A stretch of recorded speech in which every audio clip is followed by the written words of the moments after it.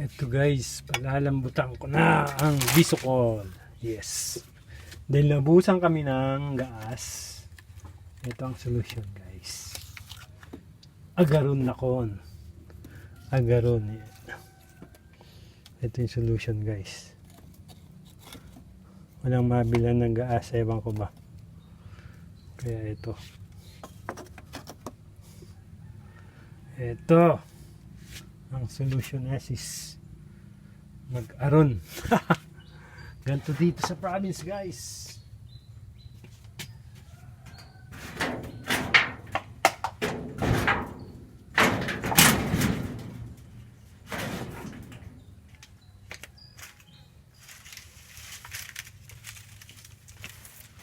Mag-aron.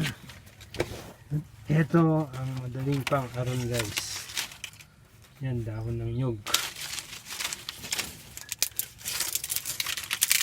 Ngayon muna ng papel.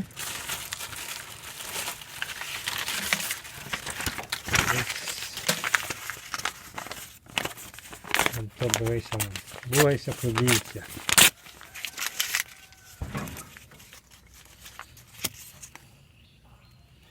Wala kasing ano guys, walang gas na ubusan.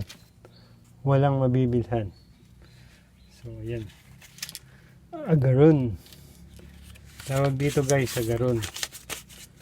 Ayan. Agaron. So, tiyagaan ang pag-aaron guys. Tiyagaan ang pag-aaron.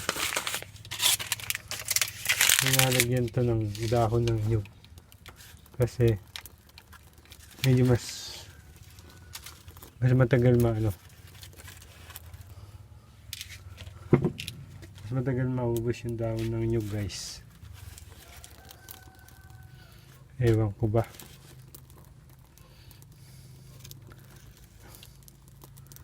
Mag-experience mo ba lahat? Yes. Ayan. Madali lang naman.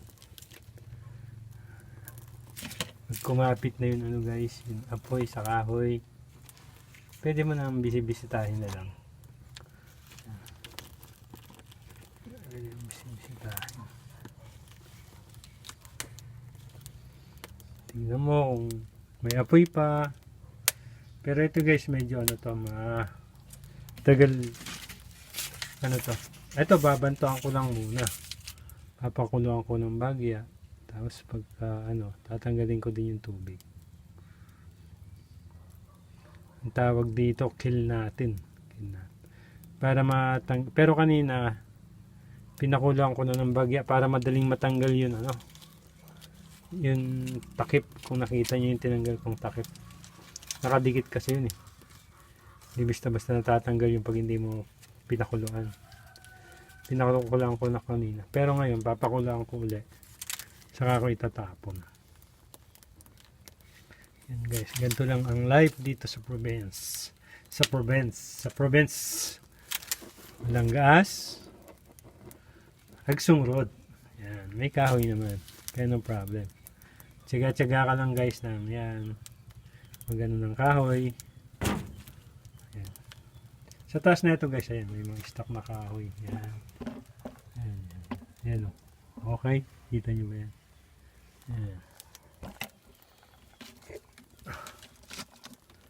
Ayan guys, may apoy na siya. Kapag ganyan, pwede nang iwan yan. Tapos tignan mo lang kung hindi pa nauubos yung nasusunog na kahoy, o kaya ubos na. Ayan. Kaya madali lang. Minsan mahirap magpadingas, minsan madali lang. Ngayon madali lang kasi may niluto kanina. Kumbaga may apoy-apoy pambahagya. Kaya ang daling kumapit yun apoy sa kahoy. Yeah. Kung mapapansin nyo guys, hindi maitim yung lutuan. May technique dyan para hindi siya mangitim. At para madaling tanggalin kung may kakapit na itim. Yan. Ito, medyo pang matagalan to kasi ano to, medyo makunat. So, gagawin nyo guys. Gagawin natin guys. Hindi pala, gagawin ko pala guys. Basta manood lang kayo. Hayaan yung gawin ko. Okay. Gagawin ko guys. Lalagyan ko ng malalaking kahoy. Kasi ano to eh. Papalambutin mo. Ano medyo makunat to. So lalagyan natin ng pangmalakasan na kahoy guys. Yan. Pangmalakasan na kahoy.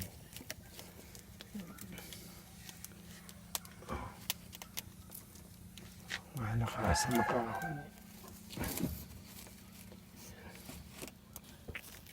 Ay, namatay na tuloy.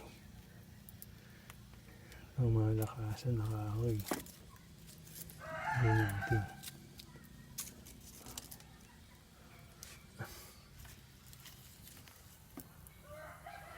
Kasi pag yun malilit na kahoy, may ano na yan.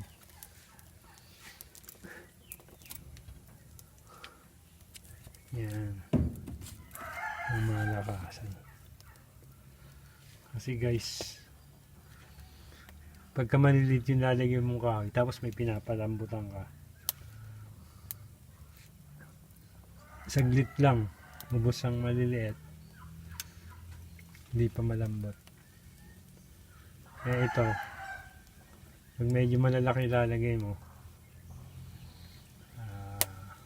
magkakaroon ng magandang labanan. Yan guys ha. Ganda lang buhay sa probinsya. Naubusan kami ng gas. Eto may solusyon. Yan. Solusyon. Ayan o. Lakas ng apoy doon ah. Ano solusyon? Okay. Tapos hindi basta-basta lalambot to guys. Kaya madaming kahoy ang uubusin na ito. Pagka na ano ko na medyo kumulo na, tatapon ko yung tubig. Saka ko lalagyan ng panibagong tubig na pampalambot. Parang ano, pakuluan ko bagya, tatapon ko. Ayun, lobat. See you guys later. Okay. See you guys later.